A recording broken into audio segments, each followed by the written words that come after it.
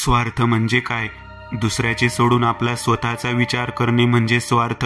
हा स्वार्थ पैसे, नाव, प्रसिद्धी या सर्वांसाठी सुद्धा केला जातो. या जगात स्वार्थासाठी लोक कोणत्याही थराला जातात आणि एकदा का स्वार्थ निघाला तर त्याचे पुढे काय होते हे या कथेमधून आपल्या समोर येईल. एक झलक. नेत्राच्या चेहऱ्यावर एक विक्षिप्त हास्य येते आणि ती अचानक भसाड्या आवाजात जोरजोरात हसू लागते. ते हास्य हळूहळू वाढत जाते आणि ती बेडवरून हवेत तरंगू लागते. 1 फूट, 2 फूट, 3 फूट आणि पुन्हा जोरात खाली येते. हा सर्व प्रकार पाहून तिकडे उभे असलेले विनोद, काशीनाथ आणि अनुराधा तिघे पण पाहून घाबरतात. नेत्रा डोळे उघडते. तिचे डोळे संपूर्ण काळे झाले होते. तिचे दात पिवळसर काळे आणि चेहरा सफेद, जणू काही तिच्या शरीरात रक्त नाही आहे. एक विचित्र हास्य करत ती तिकडे उभे असलेल्या सर्वांकडे पाहते आणि जोरजोरात हसू लागते. तुमची नेत्रा तर मरणार. हा, ती मरणार. आणि तुम्हाला माहित आहे का तिला कोण मारणार? पुन्हा एकदा भसाड्या आवाजात हसून ती विनोदच्या चेहऱ्यासमोर स्वतःचा सफेद चेहरा आणून त्याच्या डोळ्यात आपले डोळे घालून पुन्हा तोच प्रश्न विचारते. माहीत आहे का कोण मारणार? मी मारणार तिला आणि तुम्ही कोणीच नाही वाचवू शकत तिला, बोलून ती पुन्हा जोरजोरात हसू लागते. भाग पहिला. भयाची चाहूल. काशीनाथ निंबाळकर सातारामध्ये फलटण या ठिकाणचे खूप मोठे उद्योगपती आणि प्रतिष्ठित व्यक्तिमत्व. गावात बंगलो, घरी नोकर, शिवाय राजकारणात सक्रिय. एकूण सर्वात श्रीमंत असे काशीराम यांच्या घरी त्यांची पत्नी अनुराधा आणि मुलगी नेत्रा, याशिवाय त्याची एक खास मोलकरीण राधाका, एवढा त्याचा परिवार.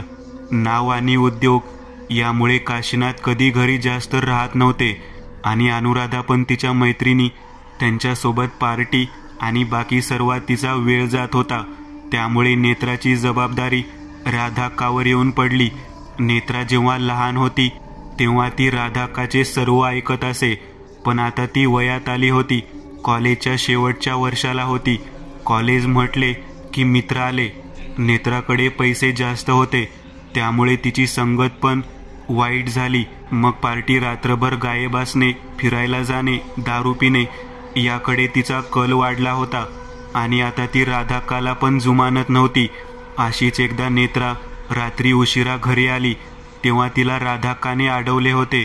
नेत्रा बाळा, एवढ्या उशिरा घरी येत जाऊ नकोस. तरुण मुलीच्या जातीला हे शोभत नाही.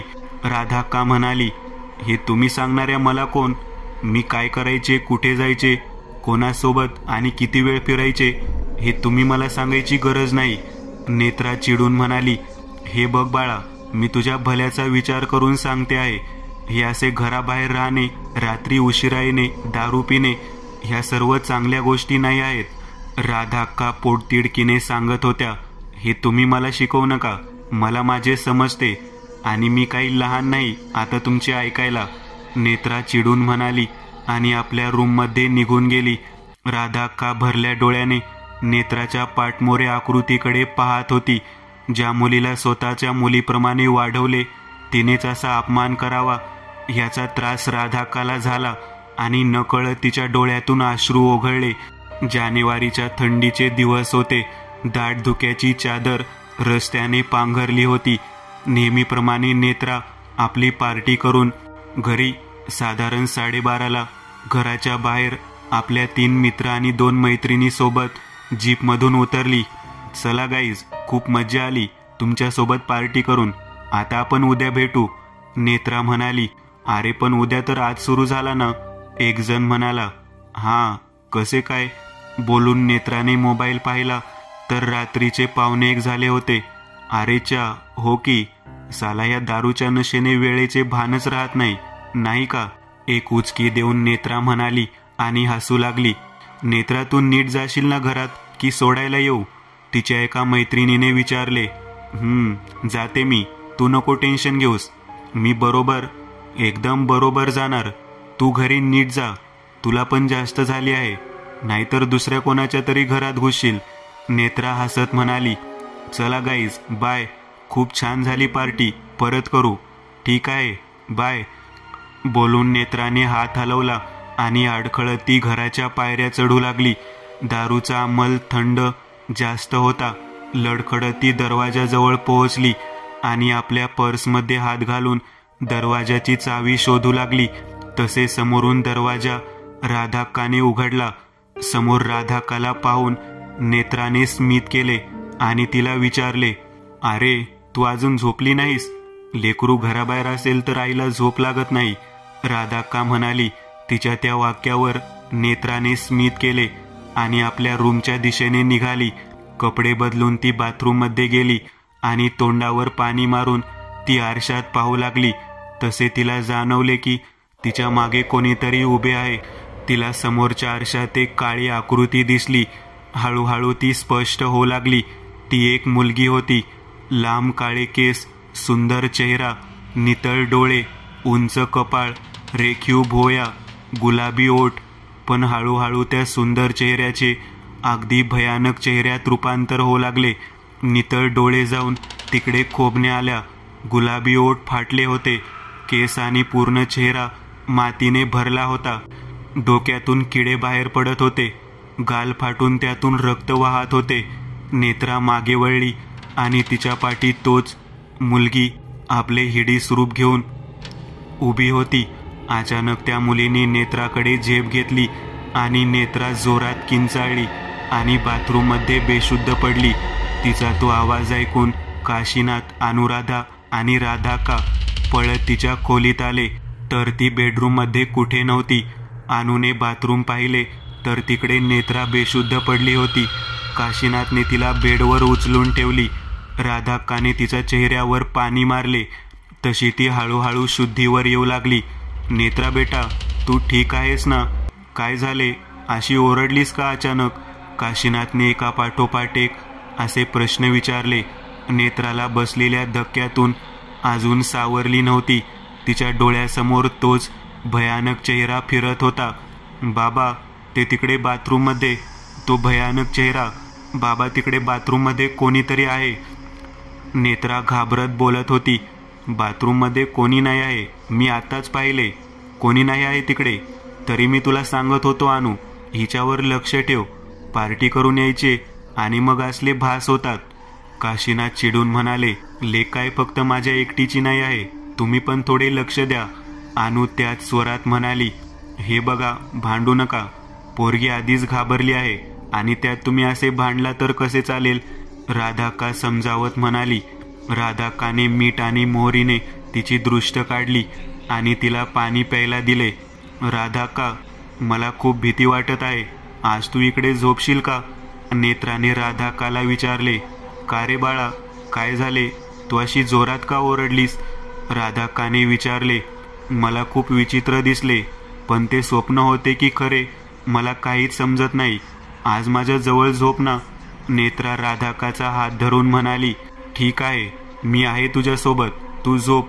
बोलून राधाक्का तिच्या डोक्यावर हात फिरवत तिला झोपवू लागली. काशीनाथ आणि अनु आपल्या रूममध्ये आले, पण काही केल्या अनुच्या डोक्यातून नेत्राचे बोलणे जात नव्हते. नेत्राने काहीतरी वाईट स्वप्न पाहिले असणार, नाहीतर अशी ती किंचाळली नसती. पण स्वप्न होते तर ती बाथरूममध्ये कशी गेली? नेत्राने काय पाहिले असेल आणि ती का ओरडली? विचार करत करत अनुला पण झोप लागली. सकाळी राधाक्का उठली आणि तिने शांत झोपलेल्या नेत्राकडे एकदा पाहिले आणि एक स्मित करून ती आपल्या कामाला लागली. बाहेर नाश्त्याच्या टेबलवर काशीनाथ आणि अनु बसले होते. काय ग, कशी आहे नेत्रा? काशीनाथने चहा घेत विचारले. खरं सांगू, मला ना काहीच समजत नाही आहे. म्हणजे नेत्रा म्हणाली तिला स्वप्न की सत्य काहीच समजत नाही. पण जर हे स्वप्न समजले तर मग ती बाथरूममध्ये कशी गेली आणि असे काय पाहिले तिने जे एवढ्या जोरात किंचाळली? ह्या सर्वाचा विचार करून मला तर रात्रभर नीट झोप नव्हती. साधारण 3च्या सुमारास मला झोप लागली, अनु म्हणाली. आणि तेवढ्यात राधाक्का नाश्ता घेऊन आली. राधाक्का, एक काम करा, नेत्राच्या रूममध्ये जा आणि तिला उठवून नाश्ता करून घ्यायला सांगा. मी आणि साहेब बाहेर एका पार्टीला जातो आहोत. बोलून अनु नाश्ता करू लागली. मानेने होकार देऊन राधाक्का नेत्राच्या रूममध्ये गेली तर नेत्रा अजून झोपलेली होती. नेत्रा बाळा, चल उठ, आवरून घे, चल बघू, कॉलेजला पण जायचे आहे ना, चल पाहू. बोलून राधाकाने नेत्राला उठवण्यासाठी हात लावते तसे ती पुन्हा हात मागे खेचून घेतला. नेत्राचे शरीर आगीसारखे तापलेलं होतं. राधाका तशीच पळत बाहेर येते आणि काळजीने थोडी घाबरून अनुला म्हणाली, ताईसाहेब, नेत्राचे अंग भाजत आहे, तिला खूप ताप आला आहे. काय ताप आला आहे? चल पाहू. अनु आणि काशीनाथ दोघे पण नेत्राच्या रूममध्ये जातात. अनुराधा तिला हात लावून बघते तर तिचे अंग तापाने फणफणले होते. काशीनाथ डॉक्टरला फोन करतात. हॅलो डॉक्टर, मी काशीनाथ बोलत आहे. माझी मुलगी तापाने फणफणत आहे, तुम्ही ताबडतोब या. साधारण 20 मिनिटांमध्ये डॉक्टर येतात. काशीनाथ आणि अनुराधा दोघे पण तणावाखाली असतात. काळजी करू नका, मी एक इंजेक्शन आणि काही गोळ्या दिल्या आहेत. ताप हळूहळू कमी होईल आणि ग्लानी पण उतरेल. बोलून डॉक्टर निघून जातात. अनु चल, आपल्याला जायचं आहे ना, उशीर होतो आहे. काशीनाथ म्हणाले, माफ करा ताईसाहेब, मी लहान तोंडी मोठा घास घेते आहे, पण तुम्ही नेत्राकडे लक्ष देत नाही, याचे हे परिणाम आहेत. राधा मान खाली घालून म्हणाली, म्हणजे काय बोलायचे काय आहे तुला? अनुराधा थोडी चिडून विचारते. म्हणजे बघा, नेत्रा किती वाजता घरी येते की नाही, तिचे मित्र, ती कुठे असते, आणि आता तर ती दारू आणि नशा करून घरी येते. कधी कधी तर येत पण नाही. मुलगी वयात आहे, उद्या देव न करो पण काही झाले तर. राधा म्हणाली. राधा, काय म्हणायचे आहे तुला? जे काही असेल ते स्पष्ट बोल. अनुराधा रागात विचारते. ताईसाहेब, मला जे बोलायचे होते ते मी बोलले. नेत्रा लहान असल्यापासून मी तिला पाहिले आहे. लहानपणी पण ती विचारत असे, आई कुठे आहे, मला भेटत का नाही, बोलत का नाही. बाकीच्या मुलाची आई त्यांना शाळेत घेऊन जायला येते, माझी का नाही येत? तेव्हा मी तिला सांगायचे, आईला काम असते म्हणून ती नाही येत. पण आता नेत्रा मोठी झाली आहे, तिला सर्व समजते, त्यामुळे मी तिला फसवू शकत नाही. एकदा मुलींसाठी थोडा वेळ काढा. आता ती आजारी आहे म्हणून तरी. बाकी तुमची मर्जी. काही चुकीचे बोलले असेल तर माफ करा. बोलून राधा निघून जाते आणि अनुराधा आपल्या पाणावलेल्या डोळ्याच्या कड्यातून नेत्राकडे पाहत राहते. चल अनु, उशीर होतो आहे. काशीनाथ अनुकडे पाहत म्हणाले, ती बोलली ते बरोबर आहे. मी नेत्राला कधीच वेळ दिला नाही, ना तिला आईची माया दिली आहे. जेव्हा तिला गरज होती माझी, तेव्हा मी पार्टीमध्ये व्यस्त होते. लहानपणी कधीच तिचे कौतुक केले नाही. सतत पार्टी, मित्रमैत्रिणी यांना वेळ दिला. कधी तिला जवळ घेतले नाही की तिच्या पाठीवर मायेचा हात फिरवला नाही. सतत आपले स्टेटस आणि प्रतिमा जपत आले. पण हे सर्व जपत असताना मी माझ्या मुलीपासून दुरावत गेले आणि आज त्याचे परिणाम माझी मुलगी भोगत आहे. वेळीच तिला योग्य संस्कार दिले असते तर आज माझी लेक अशी नसती. मी एक आई म्हणून हारले आहे. पण बस, आता नाही. आतापासून माझा सर्व वेळ हा फक्त माझ्या मुलीसाठी असेल. तुम्ही जा, मी नाही येत आहे पार्टीला. अनु डोळे पुसत म्हणाली. अनुराधा, अरे तुला माहीत आहे ती पार्टी किती मोठी आहे आणि सर्व आपल्या बायका सोबत येणार आहेत आणि तू नाही बोलते आहेस. काशीनाथ थोडा वैतागून बोलला. हो, कारण माझी मुलगी आजारी आहे आणि तिला असे एकटे सोडून मी नाही येणार. तुम्ही जा, अनु म्हणाली. तसे रागाने काशीनाथ रूममध्ये गेले आणि तयारी करून पार्टीला गेले. दिवसभर अनु नेत्राच्या शेजारी बसून होती. साधारण संध्याकाळच्या सुमारास नेत्राला शुद्ध आली. नेत्रा, बाळा कसे वाटत आहे आता? अनुने विचारले. आता ठीक आहे, पण आतून मला कसे तरी वाटत आहे. थोडा अशक्तपणा वाटत आहे. नेत्रा हळू आवाजात म्हणाली. हो, ते तर वाटणार ना. आताच ताप कमी झाला आहे आणि सकाळपासून तुला शुद्ध नव्हती. थोडे खाऊन घे, म्हणजे बरे वाटेल तुला. बोलून अनु उठली. तसे नेत्राने तिचा हात पकडला. आई, तू माझ्यासाठी इकडे थांबली होतीस का? नेत्राने विचारले. हो बेटा, फक्त तुझ्यासाठी. मला समजले आहे, तुझ्यापेक्षा या जगात काही महत्त्वाचे नाही आहे. दाटलेल्या कंठाने अनु म्हणाली आणि बाहेर गेली. रात्री थोडे उशिरा काशीनाथ घरी आले आणि त्यांनी आल्याबरोबर नेत्राच्या रूमच्या दिशेने गेले. तिकडे नेत्रा झोपली होती. ते तिच्या जवळ गेले आणि डोक्यावर हात फिरवला. मला माफ कर मुली, पण मी तरी काय करू? हे सारे वैभव संपत्ती सर्व तुझ्यासाठी आहे. तुला कसली कमी पडू द्यायची नाही आहे मला. हो का? मी पण तुला काही कमी पडू देणार नाही कधीच, जसे तू पडू दिले नाही. एक जाडा भरडा आवाज वातावरणात घुमला आणि अचानक नेत्राने आपले डोळे उघडले. तिचे डोळे पूर्ण सफेद झाले होते. तिचे शरीर सडल्यासारखे दिसू लागले होते. काशीनाथला त्याचे पाय मातीमध्ये रुतल्यासारखे वाटत होते. एक विक्षिप्त हास्य करत नेत्रा आपल्या बेडवरून उठली. तिच्या शरीराला जागोजागी जखमा झाल्या होत्या आणि त्यातून एक सफेद चिकट पदार्थ बाहेर पडत होता. वातावरणात एक घाण वास दरवळू लागला होता. आपले काळे दात विचकवत तिने काशीनाथच्या दिशेने झेप घेतली आणि काशीनाथने भीतीने आपले डोळे हाताने बंद केले. त्याच्या तोंडातून एक आस्फूट किंकाळी बाहेर पडली. काही क्षण शांतीमध्ये गेले आणि काशीनाथच्या खांद्यावर कोणीतरी हात ठेवला. तसे दचकून काशीनाथने मागे पाहिले. हो, शांत व्हा, मी आहे, अनु म्हणाली. काशीनाथचा चेहरा घामाने भिजला होता आणि तो थरथर कापत आजूबाजूला पाहत होता. काय झाले? असे इकडे तिकडे काय पाहत आहात? अनुने विचारले. काही नाही, काही नाही, बोलून काशीनाथने बेडकडे पाहिले तर तिकडे नेत्रा गाढ झोपेत होती. आपल्याला भास झाला असे समजून काशीनाथ बाहेर पडला तर त्याच्या पाठमोऱ्या आकृतीकडे अनु विचार करत तर नेत्रा विक्षिप्तपणे हसत पाहत होती. साधारण रात्री 1च्या सुमारास राधाकाला जाग आली आणि तिने शेजारी असलेला पाण्याचा तांब्या पाहिला, पण तो रिकामा होता. म्हणून ती पाणी घेण्यासाठी उठली आणि किचनच्या दिशेने निघाली. तसे तिला कोणाच्या तरी गुरगुरण्याचा आणि हसण्याचा आवाज कानावर पडला.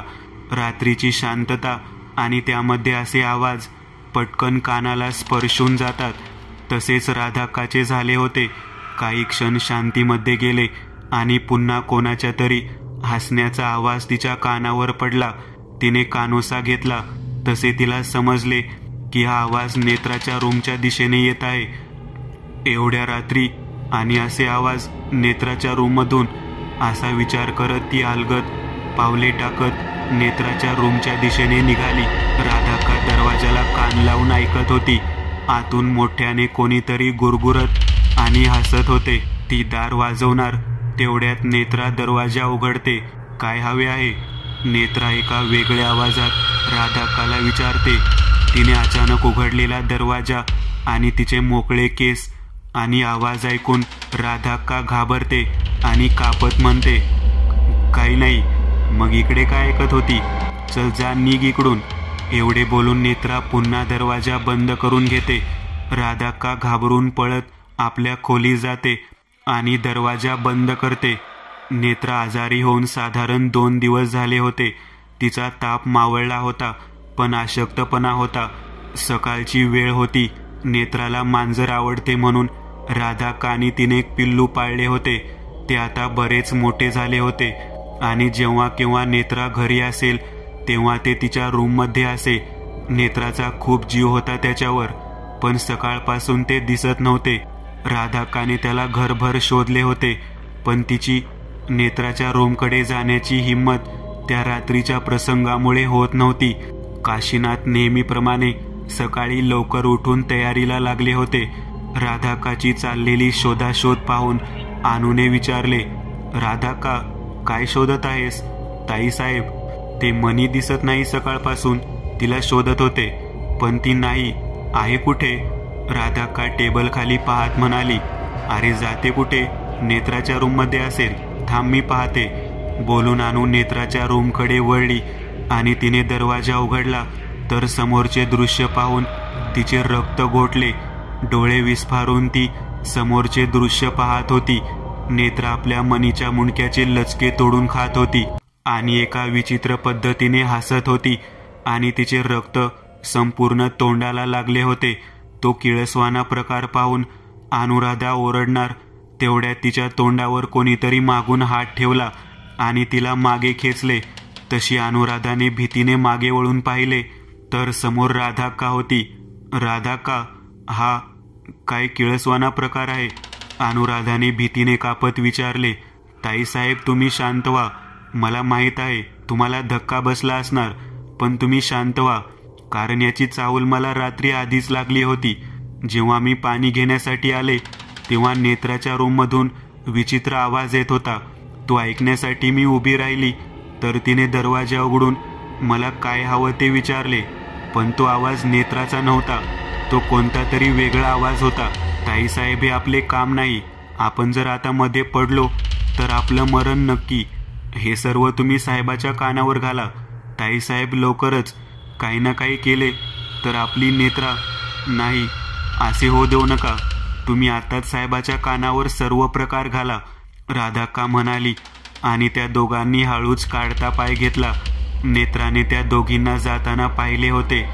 काशीनाथ, मला तुम्हाला काही सांगायचे आहे, अनुराधा भरल्या गळ्याने म्हणाली आणि काही वेळात तिचा बाण फुटला. अनुराधा, काय झाले? अशी रडतेस का? बस बघू इकडे. बोल, काय झाले? काळजीच्या स्वरात काशीनाथने विचारले. आपली नेत्रा आपली नाही आहे, ती वेगळी कोणीतरी आहे. अनुराधा रडत रडत बोलत होती. म्हणजे काय म्हणायचे आहे तुला? नीट सांग, काशीनाथ काळजीने म्हणाला. अनुराधाने तिला आणि राधाक्काला आलेला अनुभव सांगितला. काय, तुमची डोकी फिरली आहेत का रे? एक वेळ राधाक्काची मी समजू शकतो, पण तू पण यात सामील झालीस. तुला काय म्हणायचे आहे? माझ्या मुलीला पछाडले आहे. तू जे काही बोलत आहे ते विचार करून बोल. चिडून काशीनाथ म्हणाला. तुम्हाला विश्वास बसत नाही ना? चला माझ्यासोबत आणि स्वतःच्या डोळ्याने पहा. अनुराधा काशीनाथचा हात धरून तिला नेत्राच्या रूममध्ये घेऊन येते. समोरचे दृश्य पाहून तिला तिच्या डोळ्यावर विश्वास बसत नाही. हे कसे शक्य आहे? अनु स्वतःशी बोलते. काय झाले? कुठे आहे अनु? नेत्रा झोपली आहे ना? तिच्या तोंडावर ना रक्त आहे ना मांजर आहे. जागतेपणी स्वप्न पाहू नकोस अनु. माझ्या मुलीवर असे घाणेरडे आरोप मी खपून घेणार नाही, बोलून काशीनाथ रागाने बाहेर पडले. अनुने पुन्हा एकदा नेत्राकडे पाहिले आणि त्याच्या मागे बाहेर निघून गेली.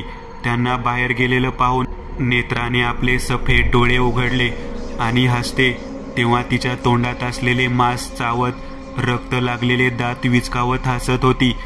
संध्याकाळी काशीनाथ घरी येतात आणि सरळ नेत्राच्या रूममध्ये जातात. नेत्राचा चेहरा पूर्ण सुकला होता.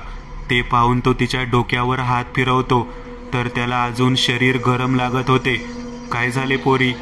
तुझा ताप पण उतरत नाही आहे, बोलून त्याच्या डोळ्यातील पाण्याचा एक थेंब तिच्या चेहऱ्यावर पडला.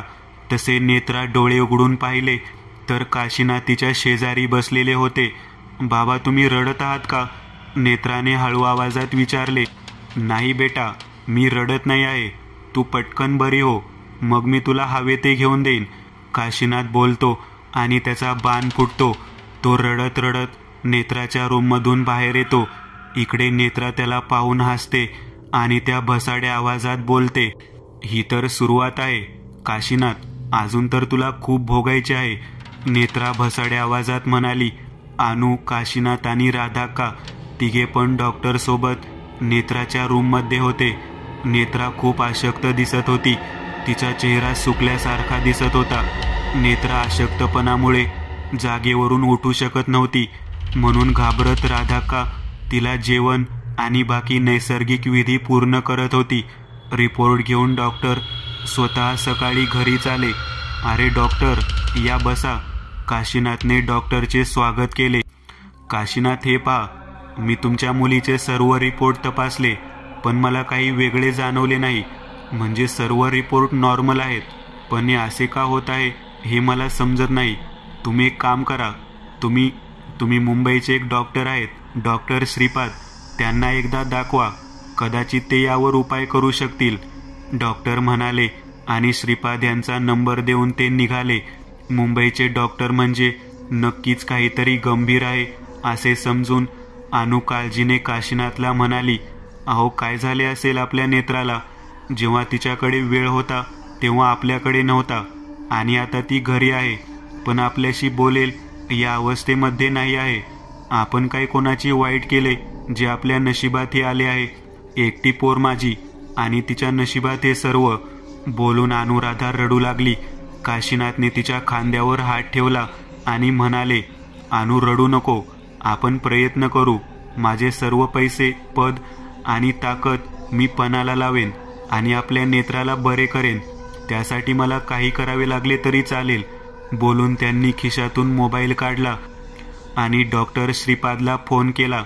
"हॅलो डॉक्टर श्रीपाद, मी काशीनाथ बोलतो आहे फलटणवरून." काशीनाथ यांनी आपली ओळख सांगितली. "हॅलो सर, तुम्हाला कोण नाही ओळखत? बोला ना, काय काम काढलेत?" डॉक्टर श्रीपाद यांनी विचारले. "डॉक्टर, माझी मुलगी नेत्रा, तिला काहीतरी झाले आहे. तुम्ही प्लीज तिला एकदा पाहायला या. पैसे कितीही लागले तरी माझी देण्याची तयारी आहे, पण तुम्ही एकदा तिला पाहायला या." काशीनाथ आपला औंढा गिळत म्हणाले, "सर्व कामे पैशाने नाही होत, समजले का?" एक भसाडा आवाज काशीनाथच्या कानावर आला. "डॉक्टर, तुम्ही काही बोलला का आता?" काशीनाथने विचारले. "नाही, मी काही बोललो नाही, पण ते जाऊ दे. मी आताच निघतो तिकडे येण्यासाठी." डॉक्टर श्रीपाद म्हणाले. "धन्यवाद डॉक्टर," श्रीपाद म्हणाले आणि त्यांनी कॉल ठेवून दिला. दुसऱ्या दिवशी सकाळी एक गृहस्थ बंगल्यात आले. एक साधारण 50-55 वर्षाचे, सफेद केस, डोळ्यावर काळ्या कांड्याचा चष्मा आणि शर्ट पॅन्टमध्ये एक गृहस्थ काशीनाथ समोर उभा होता. "नमस्कार, मी डॉक्टर श्रीपाद. तुम्ही मला कॉल केला होता." "नमस्कार डॉक्टर, मी काशीनाथ. मीच तुम्हाला फोन करून बोलावून घेतले होते," काशीनाथ म्हणाले आणि त्यांनी श्रीपाद यांना बसण्याची विनंती केली. "नाही, मी इकडे बसायला नाही आलो आहे. मला पेशंट कुठे आहे ते सांगा आधी. ते काम करतो ज्यासाठी मी इकडे आलो आहे," श्रीपाद नम्रपणे म्हणाले. काशीनाथ यांनी श्रीपाद यांना नेत्राच्या रूममध्ये घेऊन गेले. नेत्रा शांतपणे झोपली होती. श्रीपाद यांनी नेत्राचे सर्व रिपोर्ट पाहिले आणि अंगाला हात लावून पाहिले. रिपोर्ट अगदी नॉर्मल आहेत आणि तिला काही झाले असे पण नाही वाटत आहे, पण तिचे अंग अजून गरम आहे आणि चेहरा सुकला आहे. "मला काही दिवस इकडे राहावे लागेल. मला अजून काही टेस्ट आहेत, त्या करून एकदा खात्री करून घ्यायची आहे. जर तुमची हरकत नसेल तर." "अहो डॉक्टर, हरकत कसली? तुम्हाला हवे तेवढे दिवस राहा, पण नेत्राला बरे करा," काशीनाथ हात जोडून म्हणाले. "तुम्ही काळजी करू नका, मी पूर्ण प्रयत्न करणार," डॉक्टर म्हणाले. काशीनाथ यांनी आपल्या नोकराला डॉक्टर साहेबांना गेस्ट रूम दाखवण्यास सांगितले. मध्यरात्री जेव्हा डॉक्टर झोपले होते तेव्हा अचानक त्याच खोलीबाहेर काहीतरी पडण्याचा आवाज आला. त्याची झोप मोड झाली. बाहेर कोणीतरी चालत आहे असे डॉक्टर श्रीपाद यांना वाटले, म्हणून त्यांनी आधी दरवाजाजवळ जाऊन कानोसा घेतला तर दाराजवळ कोणीतरी गुरगुरत होते. हळूहळू डॉक्टरच्या रूमचा दरवाजा उघडण्यासाठी हँडल फिरवला जाऊ लागला, पण दरवाजा आतून बंद होता. डॉक्टर श्रीपादची हिंमत झाली नाही दरवाजा उघडून पाहण्याची. तेवढ्यात एक भसाडा आवाज त्याच्या कानावर आला. "डॉक्टर, जगायचे असेल तर उद्या इकडून निघून जा, नाहीतर तुझा पण मुर्दा पाडीन, समजलं का?" आणि पुन्हा ती गुरगुर कानावर पडली. डॉक्टर श्रीपाद घाबरले होते. त्याचे हातपाय कापत होते. खरे तर हे सत्य आहे की मस्करी हे त्यांना समजत नव्हते, आणि ही जर मस्करी असेल तर कोणी केली असेल? राहिलेली रात्र त्यांनी जागून काढली आणि पहाटे त्यांना झोप लागली, जी सकाळी साधारण 9च्या जवळपास जाग आली आणि ते 9:30 पर्यंत खाली आले. "या डॉक्टर, झाली का झोप? बसा, नाश्ता करा," काशीनाथ म्हणाले. तसे काहीतरी सांगायचे म्हणून डॉक्टर श्रीपाद यांनी उघडलेले तोंड बंद केले आणि नाश्ता करायला बसले. "काशीनाथ साहेब, मला सांगा, काल माझ्या रूमजवळ रात्री कोणी आले होते का?" डॉक्टर श्रीपाद यांनी ब्रेड घेत विचारले. "नाही, तुमची रूम तर वरती आहे आणि तिच्या शेजारी नेत्राची रूम. बाकी मी खाली आणि राधा का किचनच्या शेजारच्या रूममध्ये." "का हो, काय झाले?" काशीनाथने आश्चर्याने विचारले. "नाही, काही नाही. काल रात्री मला वाटले कोणीतरी माझ्या रूमच्या बाहेर आले होते. चला, आपण नेत्राच्या रूममध्ये जाऊ." डॉक्टर उठले आणि काशीनाथ यांना घेऊन दोघे नेत्राच्या रूमच्या दिशेने निघाले. दाराजवळ पोचत नाही तोपर्यंत काशीनाथ यांचा कॉल आला. "डॉक्टर, तुम्ही पुढे व्हा, मी हा महत्त्वाचा कॉल घेऊन येतो." बोलून काशीनाथ खाली थांबले आणि डॉक्टर एकटे वरती नेत्राच्या रूमच्या दिशेने निघाले. नेत्रा झोपली होती. डॉक्टर श्रीपाद यांनी तिच्या रूममध्ये प्रवेश केला आणि आपला स्टेथोस्कोप कानाला लावला आणि तिच्या हृदयाचे ठोके ऐकू लागले. ते सामान्य माणसापेक्षा कधी कमी तर कधी जास्त पडत होते.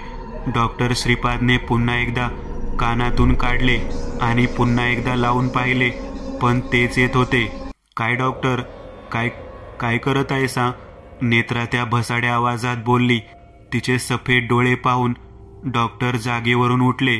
तुला काल बोलले होते ना, सकाळी निघायचे म्हणून, समजत नाही का तुला? हां, आता एक काम कर, तू मर म्हणजे तुला समजेल, असे बोलून नेत्राने स्टेथोस्कोप डॉक्टर श्रीपादच्या गळ्याभोवती गुंडाळला. अरे नेत्रा, काय करतेस? सोड मला. गळा दाबला गेल्यामुळे दबक्या आवाजात डॉक्टर श्रीपाद म्हणाले, नेत्रा कोण? मी नेत्रा नाही, काजल आहे, काजल, समजले का? आणि जर का तू इकडे थांबलास तर तू मरणार. तुला काल सांगितले होते तरी तू थांबलास, आता मर. बोलून तिने अजून जोर लावला.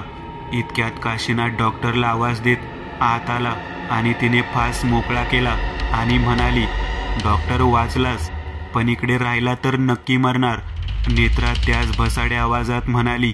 काशीनाथ आत आला तेव्हा डॉक्टर आपला गळा पाहत होते. अरे डॉक्टर, काय झाले? काशीनाथने विचारले. त्यावर घाबरून डॉक्टरने झोपलेल्या नेत्राकडे पाहिले आणि म्हणाले, बाहेर या, मला बोलायचे आहे. तसे डॉक्टर बाहेर आले आणि त्यांच्या मागोमाग काशीनाथ पण आले.